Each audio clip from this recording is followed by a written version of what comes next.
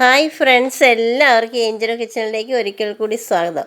ഞാനിന്നിവിടെ മുട്ട വെച്ചിട്ടൊരു കട്ട്ലേറ്റാണ് ഉണ്ടാക്കുന്നത്. എല്ലാവർക്കും സുഖമാണല്ലോ. ഇപ്പോൾ നോമ്പ് സമയത്തൊക്കെ നമുക്ക് കഴിക്കാൻ പറ്റിയ ഒരു സ്നാക്സ് ഐറ്റമാണ്. അപ്പോൾ എല്ലാവർക്കും ഈസി ആയിട്ട് ഉണ്ടാക്കിയെടുക്കാൻ പറ്റും. അപ്പോൾ ഇതിൻ്റെ കൂടെ ഒരു തണ്ണിമത്തൻ ജ്യൂസും ഉണ്ടാക്കുന്നുണ്ട്. അപ്പോൾ എങ്ങനെയാണെന്ന് വീഡിയോ നമുക്കൊന്ന് കണ്ടു നോക്കിയാലോ. അപ്പോൾ അതിന് വേണ്ടി ഒരു പാൻ വെച്ചിട്ടുണ്ട്. എന്നിട്ട് ഗ്യാസ് ഓണാക്കി കൊടുക്കാം. പാൻ ചൂടായപ്പോൾ അതിലേക്ക് 2 ടേബിൾ സ്പൂൺ ഒലിവ് ഓയിലാണ് ഞാൻ ഒഴിച്ചു കൊടുക്കുന്നത്. എന്നാൽ നിങ്ങൾക്ക് ഒലിവ് ഓയിൽ ഇല്ലെങ്കിൽ സാധാ സൺഫ്ലവർ ഓയിലായാലും എടുക്കാം കേട്ടോ. ഓയിലൊന്ന് ചൂടായി വന്നിട്ടുണ്ട്. ഇതിലേക്ക് 2 പച്ചമുളക് ചെറുതായിട്ട് അരിഞ്ഞതും, 1 കഷ്ണം ഇഞ്ചി ചെറുതായിട്ട് അരിഞ്ഞതും, 1 സവാള അതും ചെറുതായിട്ട് അരിഞ്ഞതാണ്, അതുകൂടെ ചേർത്ത് കൊടുക്കാം. കുറച്ച് കറിവേപ്പില 2-3 ചെറുതായിട്ട് കട്ട് ചെയ്തതാണ്, ചെറിയ ചെറിയ പീസാക്കി അതുകൂടെ ചേർത്ത് കൊടുക്കാം. ഇതെല്ലാം കൂടെ നല്ലതുപോലെ ഒന്ന് മിക്സ് ചെയ്ത് കൊടുക്കാം. നമ്മുടെ ഉള്ളിയൊക്കെ ഒന്ന് വഴന്ന് വരാൻ വേണ്ടിയിട്ട്, പെട്ടെന്ന് വഴന്ന് വരാൻ വേണ്ടിയിട്ട് ഒരു ശകലം ഉപ്പുകൂടി ഇപ്പം നമുക്ക് ചേർത്ത് കൊടുക്കാം.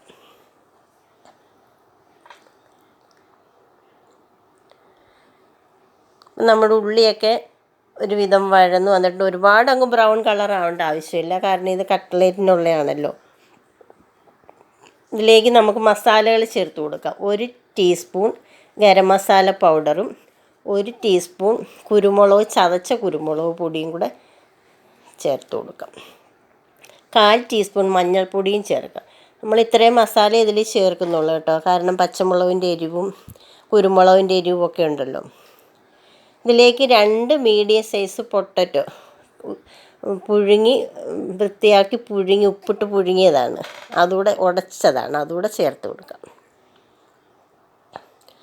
എന്നിട്ട് നമുക്ക് ഈ പൊട്ടറ്റോയും എല്ലാം മസാലയും എല്ലാം കൂടെ നല്ലതുപോലെ ഒന്ന് യോജിപ്പിച്ച് കൊടുക്കാം.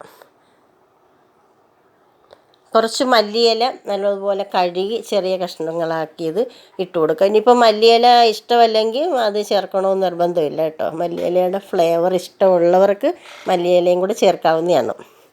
ഇതുകൂടെ ചേർത്ത് നല്ലതുപോലെ ഒന്ന് മിക്സ് ചെയ്തെടുക്കാം. നമ്മുടെ മസാല ഒരുവിധം റെഡി ആയിട്ടുണ്ട്. നല്ലതുപോലെ യോജിപ്പിച്ച് ഇനി നമുക്ക് ഗ്യാസ് ഓഫ് ചെയ്തിട്ട് ഇതൊന്ന് ചെറുതായിട്ട് തണുക്കണം. അപ്പോഴത്തേക്ക് ബാക്കിയുള്ളത് സാധനങ്ങളൊക്കെ എടുക്കാം. അപ്പോൾ നമ്മൾ എഗ്ഗ് കട്ട്ലേറ്റ് ആണല്ലോ ഉണ്ടാക്കുന്നത്. അപ്പോൾ അതിന് വേണ്ടിയിട്ട് ഒരു 4 കഷ്ണം ബ്രെഡ് ഞാൻ മിക്സിയിലിട്ടൊന്ന് പൊടിച്ചെടുത്തിട്ടുണ്ട്. പിന്നെ നമ്മുടെ മസാല ഉണ്ടാക്കിയതും, പിന്നെ 4 മുട്ടയാണ് പുഴുങ്ങി 2 ആക്കിയതാണ്, അതായത് 8 പീസ് അതും എടുത്തിട്ടുണ്ട്. ഇനി നമുക്കിത് എങ്ങനെയാണ് ഉണ്ടാക്കുന്നതെന്ന് നോക്കാം. നമ്മുടെ കയ്യിലേക്ക് കുറച്ച് മസാല എടുത്ത് വെച്ചിട്ട് ചൂട് കുറഞ്ഞതിന് ശേഷം എടുക്കാവുള്ളൂ കേട്ടോ.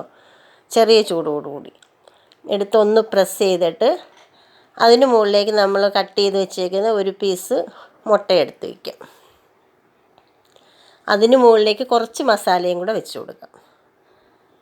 എന്നിട്ട് ആ മുട്ട മൊത്തം കവർ ചെയ്യുന്ന രീതിയിൽ ഒന്ന് ഷേപ്പ് ചെയ്തെടുക്കാം. മുട്ട മൊത്തം കവർ ചെയ്യണം, ഇല്ലെങ്കിൽ എണ്ണയിലിടുമ്പോൾ അത് പൊട്ടി ഇങ്ങനെ തെറിക്കും. എന്നിട്ട് നമ്മുടെ ബ്രെഡിൻ്റെ പൊടിക്കകത്തിട്ട് ഒന്ന് ഉരുട്ടി എല്ലായിടും ഒന്ന് ബ്രെഡിൻ്റെ പൊടി ആകത്തക്ക രീതിയിലൊന്ന് ഉരുട്ടി എല്ലായിടും ഒന്ന് സ്പ്രെഡ് ചെയ്തെടുക്കാം. അപ്പോൾ ഈ ഒരു പരുവത്തിന് നമുക്ക് ബാക്കിയുള്ളതും ഇതുപോലെ തന്നെ ചെയ്തെടുക്കാം. അപ്പം നമ്മുടെ കട്ട്ലേറ്റിൻ്റെ 8 എണ്ണമാണ് ഞാൻ 4 മുട്ടയാണല്ലോ എടുത്തത്. അപ്പോൾ 8 എണ്ണം കിട്ടിയിട്ടുണ്ട്. ഇച്ചിരി വലിപ്പം കൂടിപ്പോയെന്ന് തോന്നുന്നു, അത് ഈ മുട്ട കവർ ചെയ്ത് വെച്ചുകൊണ്ടാണ് അങ്ങനെ. ഇനി നമുക്കിത് ഫ്രൈ ചെയ്യാൻ വേണ്ടിയിട്ട് ഞാനൊരു ഇരുമ്പിൻ്റെ ചെറിയ ചട്ടിയാണ് വെച്ചേക്കുന്നത്. അത് ചൂടാകുമ്പോൾ അതിലേക്ക് നമുക്ക് സൺഫ്ലവർ ഓയിൽ ഒഴിച്ച് കൊടുക്കാം. എപ്പോഴും നമ്മൾ ഫ്രൈ ചെയ്യുമ്പം സൺഫ്ലവർ ഓയിലായിരിക്കും നല്ലത്. വെളിച്ചെണ്ണ ഒലിവ് ഓയിലിനെയൊക്കെ കാട്ടി സൺഫ്ലവർ ഓയിലാണ് നല്ലത്. പക്ഷേ ഓയിൽ നമ്മൾ നല്ല ഓയിൽ എടുക്കണം. അപ്പോൾ എണ്ണ ചൂടായിട്ടുണ്ട്, അതിലേക്ക് നമുക്കിത് ഓരോന്ന് പതുക്കെ ഇട്ട് കൊടുക്കണം കേട്ടോ. ഞാനിപ്പോൾ 4 എണ്ണം വെച്ചിട്ടാണ് ഫ്രൈ ചെയ്തെടുക്കുന്നത്. അപ്പം നമ്മുടെ കട്ട്ലേറ്റിൻ്റെ 4 എണ്ണം ഇട്ടിട്ടുണ്ട്. അപ്പോൾ നമ്മൾ ലോ ഫ്ലെയിമിലും അല്ല ഹൈ ഫ്ലെയിമിലും വെക്കരുത്, മീഡിയം ഫ്ലെയിമിലാണ് ഇതിപ്പം നമ്മൾ എണ്ണ തിളച്ചതിന് ശേഷം വെക്കേണ്ടുന്നത്. ഹൈ ഫ്ലെയിമിലിട്ടാൽ പെട്ടെന്ന് അങ്ങ് കരിഞ്ഞു. പിന്നെ ഇത് കുക്കാകാനൊന്നുമില്ല, എല്ലാം നമ്മൾ കുക്ക് ചെയ്ത സാധനങ്ങളാണല്ലോ, മുട്ടയായാലും മസാല ആയാലും എല്ലാം. അപ്പോൾ ഒരുവിധം ഗോൾഡൻ കളറാകുമ്പോൾ നമുക്കിതൊന്ന് തിരിച്ചിട്ട് കൊടുക്കാം. അപ്പോൾ ഇതിൻ്റെ കൂടെ ഞാനൊരു തണ്ണിമത്തൻ ജ്യൂസും ഉണ്ടാക്കുന്നുണ്ട്. ഈ ചൂട് സമയത്തൊക്കെ കുടിക്കാൻ പറ്റിയൊരു ജ്യൂസും, നമുക്ക് നോമ്പ് മുറിക്കുന്നവർക്കൊക്കെ ആ സമയമാണല്ലോ ഇപ്പോൾ, അന്നേരമൊക്കെ കഴിക്കാൻ പറ്റിയൊരു സ്നാക്സ് ഐറ്റമാണ് കേട്ടോ. ഈസി ആയിട്ടൊക്കെ എല്ലാവർക്കും ഉണ്ടാക്കി എടുക്കാൻ പറ്റും, നമ്മുടെ വീട്ടിലുള്ള സാധനങ്ങളൊക്കെ തന്നെ മതി. അപ്പോൾ നമ്മുടെ കട്ട്ലേറ്റ് ഒരുവിധം റെഡി ആയിട്ടുണ്ട്. നമുക്കിത് എണ്ണയിൽ നിന്ന് കോരി മാറ്റാം. ബാക്കിയുള്ളത് ഇതുപോലെ പൊരിച്ചെടുക്കാം. അപ്പോൾ നമ്മുടെ കട്ട്ലേറ്റ് റെഡി ആയിട്ടുണ്ട്. 1-2 ചെറുതായിട്ട് പൊടിഞ്ഞൊക്കെ പോയിട്ടുണ്ട് കേട്ടോ. അപ്പോൾ ഇതിൻ്റെ കൂടെ നമുക്ക് ടൊമാറ്റോ സോസോ ചില്ലി സോസോ ഒക്കെ കൂട്ടി വൈകുന്നേരമൊക്കെ കഴിക്കാൻ പറ്റുന്നതാണ്. അപ്പോൾ ഈസി ആയിട്ട് ഉണ്ടാക്കി എടുക്കാൻ പറ്റും. ഇനി നമുക്ക് ഇതിൻ്റെ കൂടെ തണ്ണിമത്തൻ ജ്യൂസ് കൂടെ ഉണ്ടാക്കാം. അതിന് വേണ്ടിയിട്ട് ഒരു മീഡിയം 2 കപ്പോളം, ഞാൻ ചെറിയ കപ്പിന് 2 കപ്പോളം തണ്ണിമത്തൻ കട്ട് ചെയ്തെയാണ്, കുരുവൊക്കെ കളഞ്ഞ്. കുരു കളയണമെന്ന് നിർബന്ധമില്ല. ഇതിലേക്ക് 2 ടേബിൾ സ്പൂൺ പഞ്ചസാര ചേർത്ത് കൊടുക്കുക. ഞാൻ ബ്രൗൺ ഷുഗറാണ് എടുത്തത്, അതാണ് കളറ്. സാധാ പഞ്ചസാര ആയാലും കുഴപ്പമില്ല. ഞാൻ ജസ്റ്റ് ഒന്ന് ഉടച്ചു കൊടുക്കുക. ഇത് മിക്സിയിലിട്ട് അടിക്കേണ്ട ആവശ്യമില്ല, നമ്മൾ എന്തെങ്കിലും വെച്ചിട്ടൊന്ന് നല്ലതുപോലെ ഒന്ന് ഉടച്ചു കൊടുത്താൽ തണ്ണിമത്തനായതുകൊണ്ട് പെട്ടെന്ന് ഉടഞ്ഞു കിട്ടും. നമ്മുടെ തണ്ണിമത്തനൊക്കെ ഉടഞ്ഞ് വന്നിട്ടുണ്ട്. ഇനി ഇതിലേക്ക് നമ്മൾ 1.5 കപ്പ് പാല് തിളപ്പിച്ച് തണുപ്പിച്ചതാണ്, നല്ലതുപോലെ തണുത്ത പാലാണ്.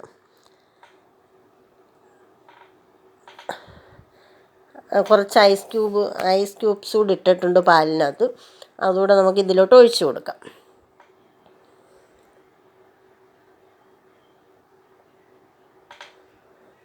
ഇനി 1 ടേബിൾ സ്പൂൺ കസ്കസാണ്, അത് നമ്മൾ വെള്ളത്തിൽ കുതിർത്ത് വെച്ചതാണ്, അതുകൂടെ ചേർത്ത് കൊടുക്കാം.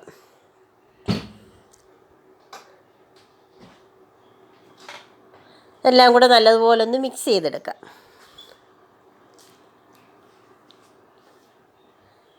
എന്നിട്ട് നമുക്കൊരു സെർവിങ് ഗ്ലാസ്സിലോട്ട് മാറ്റാം. ചൂട് സമയമായിട്ട് എല്ലാവർക്കും കുടിക്കാൻ പറ്റുന്നൊരു ജ്യൂസാണ്. അപ്പോൾ ഞങ്ങളുടെ തണ്ണിമത്തൻ ജ്യൂസും കട്ട്ലേറ്റും ഒക്കെ എല്ലാവരും ഉണ്ടാക്കി നോക്കണം. അപ്പം നമുക്ക് കട്ട്ലേറ്റൊക്കെ ഈസി ആയിട്ട് അത് ഉണ്ടാക്കി എടുക്കാൻ പറ്റും. മുട്ടയും പൊട്ടറ്റോ ഒക്കെ എല്ലാവരുടെയും വീട്ടിൽ എപ്പോഴും ഉള്ളതല്ലയോ. അപ്പോൾ ഉണ്ടാക്കി നോക്കണം. ഞങ്ങളുടെ വീഡിയോ ഇതുവരെയും സബ്സ്ക്രൈബ് ചെയ്യാത്തവരുണ്ടെങ്കിൽ വീഡിയോ കണ്ടിട്ടൊന്ന് സബ്സ്ക്രൈബ് ചെയ്യണം. അപ്പം ഞങ്ങളുടെ വീഡിയോ ലൈക്ക് ചെയ്യുക, ഷെയർ ചെയ്യുക, സബ്സ്ക്രൈബ് ചെയ്യുക. മറ്റൊരു വീഡിയോയുമായി വീണ്ടും കാണാം. Okay, thank you, bye bye.